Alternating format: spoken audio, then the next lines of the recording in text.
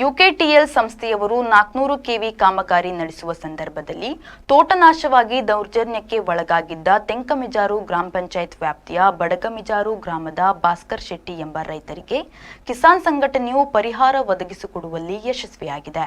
ಈ ಬಗ್ಗೆ ಬಡಗಮಿಜಾರು ಗ್ರಾಮದ ಹಾಲು ಸೊಸೈಟಿಯಲ್ಲಿ ಗ್ರಾಮದ ರೈತರು ಕಿಸಾನ್ ಸಂಘಟನೆಗೆ ಕೃತಜ್ಞತೆಯ ಕಾರ್ಯಕ್ರಮವನ್ನು ಏರ್ಪಡಿಸಿದ್ರು.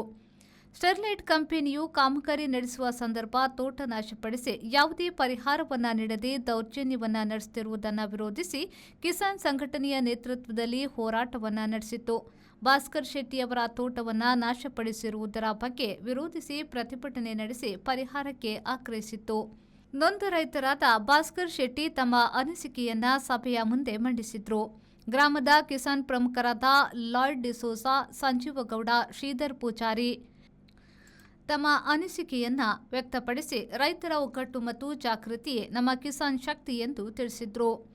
ಕಿಸಾನ್ ಪ್ರಮುಖರಾದ ಶಾಂತಿಪ್ರಸಾದ್ ಹೆಗ್ಡೆಯವರು ಮಾತನಾಡಿ, ತಾಲೂಕಿನ ರೈತರಿಗೆ ಯಾವುದೇ ರೀತಿಯ ತೊಂದರೆ ಅನ್ಯಾಯವಾದರೂ ರೈತರ ಪರ ಹೋರಾಟ ನಡೆಸಲು ಸದಾ ಸಿದ್ಧ ಎಂದು ಹೇಳಿದರು. ಜಿಲ್ಲಾ ಕಾರ್ಯದರ್ಶಿ ಪ್ರವೀಣ್ ಭಂಡಾರಿ, ಭಾಸ್ಕರ್ ಶೆಟ್ಟಿ ಉಪಸ್ಥಿತರಿದ್ದರು. ಸಭೆಯಲ್ಲಿ ಬಡಗಮಿಜಾರು ಗ್ರಾಮ ಸಮಿತಿಯ ಪ್ರಧಾನ ಕಾರ್ಯದರ್ಶಿ ಮಂಜುನಾಥ್ ಭಟ್ ಸ್ವಾಗತಿಸಿದರು.